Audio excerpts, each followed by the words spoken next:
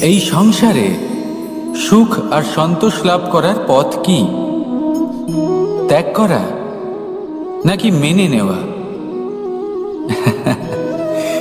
এটা হলো একটা ধাঁধার সমান, আর যে বুঝতে পারে তার কাছে এক মিত্রের সমান।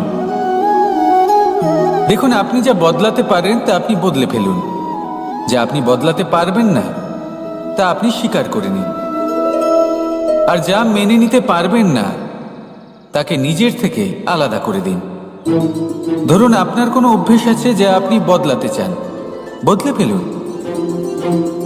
যদি কোনো সমস্যা থাকে যা বদলানো আপনার হাতে নেই, তা স্বীকার করে নিয়ে তার সাথে পথ চলা শুরু করে দিন।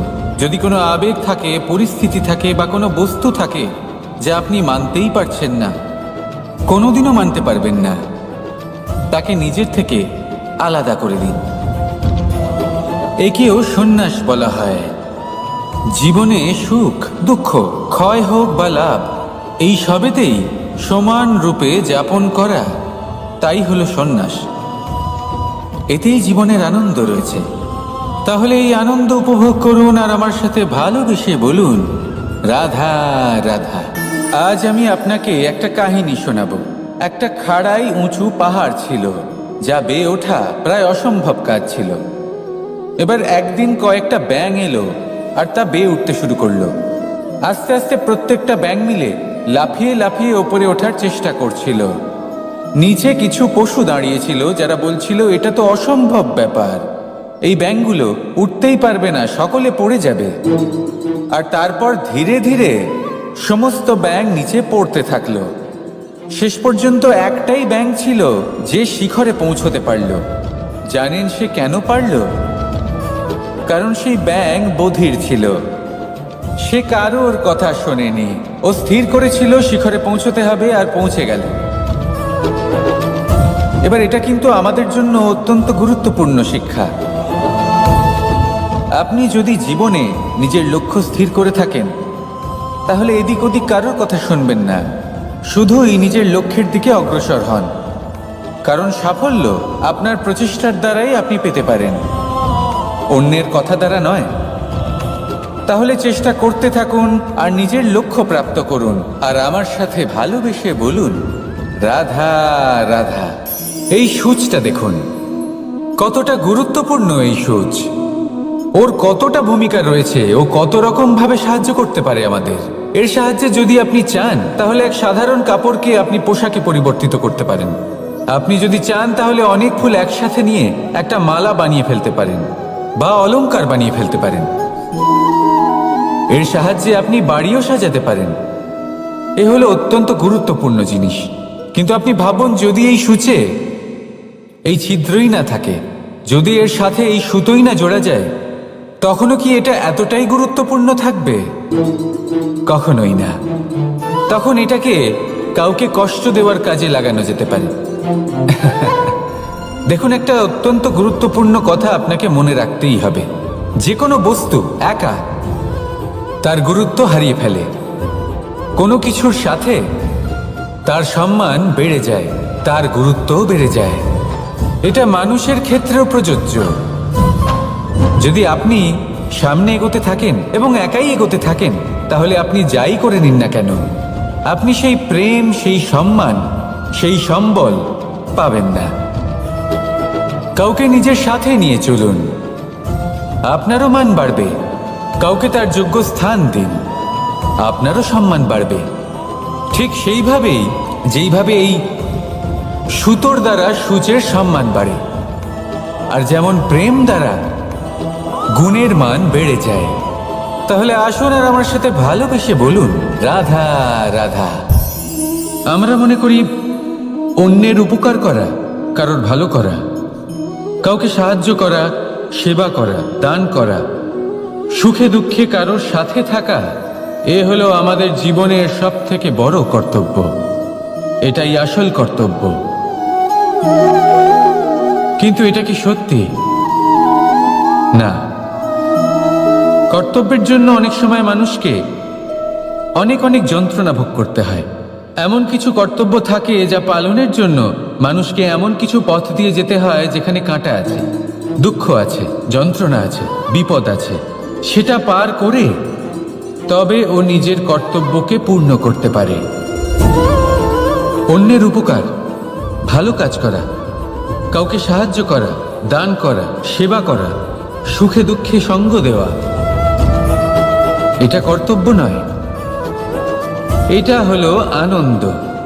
কারণ এতে আপনারই জীবন আরো সুখময় হবে, আপনি আরো সুখ পাবেন, আপনার স্বাস্থ্য আরো ভালো হবে, আপনি জীবনে আরো ভালো ভালো মানুষ পাবেন। আর সব থেকে বেশি যদি এ কিছু বাড়িয়ে তোলে তাহলে তা হলো প্রেম। তাহলে একে কর্তব্য মনে করবেন না, এ হলো শুধুই সেই পথ যাতে অগ্রসর হয়ে আপনি নিজের জীবন অত্যন্ত সুখময় করে তুলতে পারবেন। তাহলে আপনি এটাই করুন আর আমার সাথে ভালোবেসে বলুন, রাধা রাধা। আপনি কখনো একটা পর্বতকে দেখে থাকবেন, দিনের বেলায় যদি দেখেন এই পর্বতকে কত সুন্দর দেখতে লাগে, এত বিশাল এত সুন্দর প্রকৃতির এই দৃশ্য দেখে মনে শুভ চিন্তার উদ্ভব হয়। এবার সেই পর্বতকেই আপনি অন্ধকারে দেখুন, ততটাই ভয়াবহ মনে হয়। এবার এটাই হয় মানুষের সাথেও, আর এটাই হয় অন্য কোনো স্থানের সাথেও। এবার এর কারণ কি? তাহলে কি মানুষের রূপ, তার ব্যক্তিত্বের কোনো মাহাত্ম্য নেই? না, এরকম কখনোই নয়। এর সমস্ত কৃতিত্ব পায় প্রকাশ। শুধুমাত্র এই প্রকাশই আপনার গুণকে, আপনার ব্যক্তিত্বকে, আপনার রূপ আরো উজ্জ্বল করে সংসারের সামনে নিয়ে আসে। তাহলে আপনিও অন্ধকার থেকে প্রকাশের পথে অগ্রসর হন, সেই মানুষগুলোর দিকে অগ্রসর হন, সেই দিশায় অগ্রসর হন যা আপনার ভেতরের গুণগুলিকে, আপনার ব্যক্তিত্বকে সংসারের সামনে আনতে পারে। যদি আপনি তা করতে পারেন তাহলে আপনি জীবনভর সুখী থাকবেন। আসুন আর আমার সাথে ভালোবেসে বলুন, রাধা রাধা। আপনি কখনো সূর্যের আলোকে নিজের হাতের মুঠোর মধ্যে রাখার চেষ্টা করেছেন? আপনি নিশ্চয়ই জানেন যে সেটা সম্ভব নয়। আপনি জলকে কখনো বেঁধে রাখার চেষ্টা করুন, সেটাও সম্ভব নয়। কিন্তু যখন এই সূর্যের প্রকাশ, এই উত্তাপ পৃথিবীতে আসে, তখন ধরিত্রী কি করে? সে সমস্ত বনস্পতির মধ্যে তা ভাগ করে দেয়, তাদের বিকাশের সহায়ক হয়ে ওঠে। আর এই ধরিত্রীকে পুজো করা হয়, একে ধরিত্রী মাতা বলা হয়। সেই রকমই চন্দ্রমা রাত্রে যখন উজ্জ্বল হয়, নিজের আলো বিকশিত করে, তখন পথচারী পথিককে তার পথ দেখায়। সেই জন্য চন্দ্রমাকে দেবতা বলা হয়। ঠিক সেইভাবেই আপনি কখনো এই প্রকৃতিকে বেঁধে রাখার চেষ্টা করবেন না। একে আগলে রাখতে শিখুন, একে ভাগ করে নিতে শিখুন, ঠিক প্রেমেরই মতো। এই প্রেমকে কখনো নিজের হাতের মুঠোয় আবদ্ধ করার চেষ্টা করবেন না, বরং একে মন খুলে ভাগ করে নিতে শিখুন। এটা যদি আপনি শিখে নিতে পারেন তাহলে নিজেকেও প্রসন্ন রাখতে শিখে যাবেন, অন্যদেরও প্রসন্ন রাখতে শিখে যাবেন। আসুন আর আমার সাথে ভালোবেসে বলুন, রাধা রাধা। দুঃখ কি, ভয় কি, এদের কিছুটা এইভাবে ভাবা যেতে পারে। জীবনে যখনই আপনি কিছু একটা লাভ করবেন, তখন সেটা হারানোর ভয় তার সাথেই চলে আসে। যেমন আপনি যদি ধন অর্জন করেন, ধন হারানোর ভয় তার সাথেই চলে আসে। সম্পত্তি অর্জন করলে সেটা লুট হবার ভয় তার সাথেই চলে আসে। আর এটা জীবনের সাথেও হয়। যেই মুহূর্তে আপনি জন্ম নেন, মৃত্যুর ভয় তার সাথেই চলে আসে। জন্ম না নিলে মৃত্যু কিভাবে হবে? মৃত্যুর ভয় কোথা থেকে আসবে? এবার এই ভয় কি সেটা আপনাকে বুঝিয়ে বলি। এই ভয় যদি মনের মধ্যে থাকে, জীবনে থাকে, তাহলে যা কিছু লাভ করবেন, সুখ, সম্পত্তি, সুবিধা, ধন, এইগুলি লাভ করার একটা আনন্দ থাকে, এদের সাথে জীবনযাপন করার একটা আনন্দ থাকে। এই ভয় সেই আনন্দ আপনার থেকে কেড়ে নেয়। ধরে নিন কাল আপনার মৃত্যু হতে চলেছে। এবার কালকের মৃত্যুর ভয় আজই মনে পুষে রাখলে তাহলে এই ভয় আজকের সুখ, আজকের শান্তি আপনার থেকে কেড়ে নেবে। ভয় এটাই করে। সেই জন্য মনে রাখবেন, ভয়ের সঙ্গ আপনি ত্যাগ করে দিলে জীবন যাপনের যে সুখ তা চিরকাল আপনার সাথে থাকবে। আসুন আর আমার সাথে ভালোবেসে বলুন, রাধা রাধা। আপনি কখনো কোনো পর্বতে চড়েছেন? কথায় আছে, যখন আমরা পর্বত আরোহণ করি, ওপরে ওঠার সময় দুর্ঘটনার সম্ভাবনা কিছুটা কমে যায়। সেখানেই যখন পর্বত থেকে নিচে নামি, তখন দুর্ঘটনার সম্ভাবনা অত্যন্ত বৃদ্ধি পায়। অর্থাৎ নামার সময় আমাদের আরো ভারসাম্য বজায় রাখতে হয়, আরো সাবধানে থাকতে হয়, অর্থাৎ বিবেককে জাগিয়ে রাখতে হয়। এবার জীবনেও সাফল্যের পর্বত আরোহণের সাথে এটাই হয়। যখন আমরা সাফল্যের পর্বত আরোহণ করতে থাকি, তখন এমনিই আমাদের লক্ষ্য আমাদের গন্তব্যের দিকে থাকে। আমরা নিরন্তর পরিশ্রম করি, চেষ্টা করতে থাকি, আমাদের মধ্যে সেই উৎসাহ থাকে, সেই সাহস থাকে। কিন্তু একটা কথা সত্যি, সমস্ত আরোহণের পরে অবরোহণ থাকে। আর এই অবরোহণই থাকে যেখানে বেশিরভাগ মানুষ নিজের ভারসাম্য বজায় রাখতে পারেন না, আর সেখানেই ভেঙে পড়েন। তাই জীবনে যদি সাফল্যের শিখরে পৌঁছতে চান, তাহলে আপনাকে নিরন্তর প্রয়াস করতে হবে, সংঘর্ষ করতে হবে, পরিশ্রম করতে হবে, আর নিজের লক্ষ্যের দিকে একাগ্রতা কেন্দ্রীভূত করতে হবে। তাহলে আপনি নিজের লক্ষ্য অবশ্যই পাবেন। কিন্তু যখন অবরোহণের সময় আসবে, যা নিশ্চিত রূপে আসবেই, তখন আপনাকে সংঘর্ষ করতেই হবে, ধৈর্য ধরতেই হবে, সাবধানে থাকতেই হবে, ভারসাম্য বজায় রাখতেই হবে। এটা হলো অত্যন্ত আবশ্যক, কারণ পরবর্তী সাফল্যের শিখরে আপনাকে পৌঁছতেই হবে, আর তার জন্য আপনাকে সুরক্ষিতভাবে অবরোহণ করতেই হবে। ঠিক কি না? আসুন আর আমার সাথে ভালোবেসে বলুন, রাধা রাধা। প্রসন্নতা এমন এক অনুভূতি যা আমরা সকলে পেতে চাই। এবার এটা ভেবে দেখুন যে আমরা আমাদের প্রসন্নতার জন্য অন্য কাউকে দায়ী কেন করি। আজও এরকম কিছু করেছে, ওর জন্য আমি দুঃখী হয়ে আছি। আজও এমন কিছু করলো যার ফলে আমার মন প্রসন্ন হয়ে উঠল। না, আপনাকে স্পষ্ট করে একটা কথা বলে দিই, আপনার প্রসন্নতা না শুধু আপনার নির্বাচন, না শুধু আপনার হাতে রয়েছে, বরং আপনি নিজের প্রসন্নতাকে নিজেই আকৃষ্ট করেন। এই ফুলগুলিকে দেখুন, এই ফুল এর সুগন্ধ ছড়ায়, আর এই ফুল নিজের দিকে কীট পতঙ্গদের আকৃষ্ট করে। এবার দেখুন, কীট পতঙ্গ কাদের আকৃষ্ট করে? গিরগিটি বা ব্যাঙ, এরকম কিছু প্রাণীদের। এবার এই যে ফুল, কীট পতঙ্গের জন্য এই যে ফুল, তার বিকাশ হয়, এ আরো প্রস্ফুটিত হয়, ওর বংশ আরো বৃদ্ধি পায়। তাই এর তাৎপর্য হলো সহজ, ফুল উচিত ব্যক্তিকে নিজের দিকে আকৃষ্ট করে। এবার কীট পতঙ্গের কথা বললে তারা কাদের আকৃষ্ট করে? তাদেরই, যারা তাদেরই শিকার করবে, খাদ্যরূপে গ্রহণ করবে। এবার কাকে আপনি নিজের দিকে আকৃষ্ট করতে চান, তার নির্বাচন আপনারই। আপনি কি প্রসন্নতাকে নিজের দিকে আকৃষ্ট করতে চান, নাকি অপ্রসন্নতাকে করতে চান, তার নির্বাচন আপনারই। আপনি জীবনে যা কিছু পাবেন, সুখ দুঃখ, আশা নিরাশা, প্রসন্নতা অপ্রসন্নতা, সবই হলো আপনারই নির্বাচনের পরিণাম। তাহলে সঠিক নির্বাচন করুন, আর আমার সাথে ভালোবেসে বলুন, রাধা রাধা। ঘূর্ণিঝড়, যখন এই ঘূর্ণিঝড় আসে, তখন প্রচণ্ড বেগে হাওয়া বয়ে চলে। সেই সময় এমন কিছু বৃক্ষ আছে যা কঠিন হয়ে দৃঢ় হয়ে দাঁড়িয়ে থাকে। সেই গাছ যা 10 বছর ধরে বা সহস্র বছর ধরে দাঁড়িয়ে থাকে, তাদেরকে আপনি খুব সহজে নাড়াতে পারবেন না। কিন্তু ঘূর্ণিঝড়, এর প্রভাব এতটাই তীব্র হয়, এর হাওয়াতে এতটাই প্রবল শক্তি থাকে যে এই বৃক্ষগুলিকে উচ্ছেদ করে, সেই বৃক্ষ নষ্ট হয়ে যায়। এবার এমন কিছু বৃক্ষ থাকে যাদের কাণ্ড নমনীয় হয়, খুবই নরম হয়।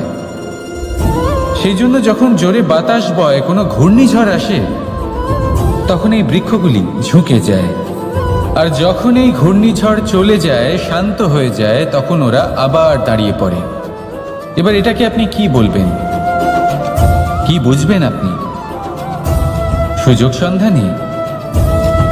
না, বরং এটাই হলো প্রকৃত আদর্শ। যখন আপনার সামনে এমন কেউ থাকেন যিনি আপনার থেকে অনেক শক্তিশালী, তখন তাকে সম্মান করা আপনাকে শিখতেই হবে। তাই মনে রাখবেন, এই সংসারে যখনই দুই শক্তির একে অপরের সাথে সংঘর্ষ হয়, শুধুই বিনাশ হয়। কিন্তু যখন শক্তির সাথে আসক্তি মিলিত হয় সেখানে সুরক্ষা থাকে, সেখানেই কিছু নির্মাণ হয়। তাই আসুন আর আমার সাথে ভালোবেসে বলুন, রাধা রাধা। ভয়, আমরা ভয়ের বিষয়ে অনেক কথা বলি, ভয়ের থেকে সবসময় দূরে পালাই। কখনো ভেবে দেখেছেন আমরা এই ভয়ের সদ্ব্যবহারও কি করতে পারি না? নিশ্চিত রূপে করতেই পারি। এমন কোনো অক্ষর নেই যার দ্বারা কোনো মন্ত্র হয় না। তাই নিশ্চিত রূপে এই ভয়েরও সদ্ব্যবহার আমরা করতেই পারি। নির্ভর করছে আপনার দৃষ্টিভঙ্গির ওপর, আপনার প্রতিক্রিয়ার ওপর। ভয় যখন সামনে আসে দুটো পথ থাকে।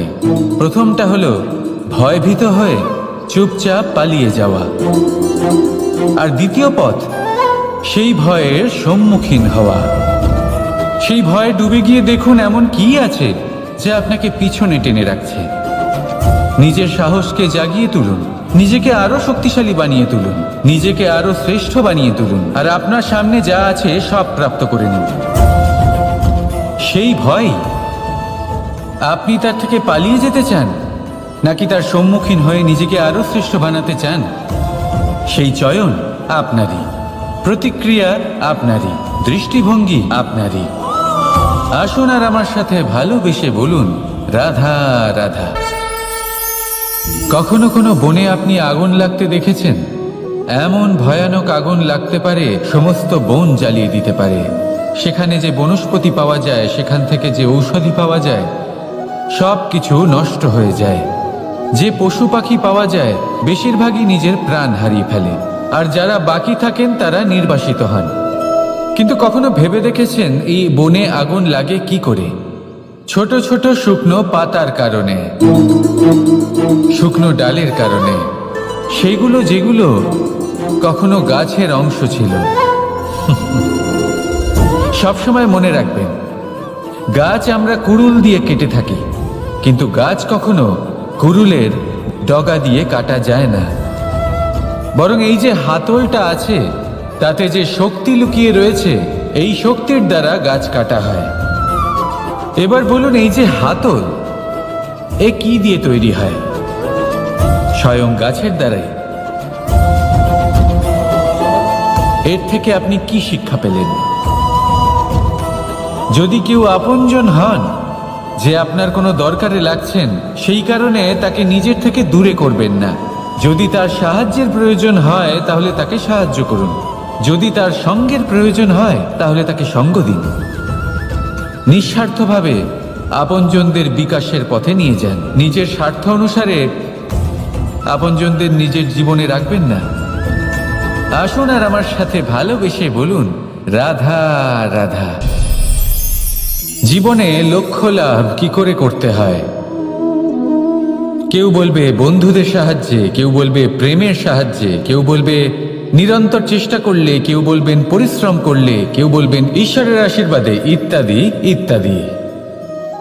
আমি আপনাকে বুঝিয়ে বলি, এই যেমন ত্রিলোক আছে, অর্থাৎ 3 লোক আছে, যাকে সঞ্চালন করে ত্রিদেব বা 3 জন দেবতা। সেইভাবে নিজের লক্ষ্যে পৌঁছানোর জন্য 3টি ভাবের প্রয়োজন পড়ে। প্রথম ভাব হলো স্বপ্ন দেখা।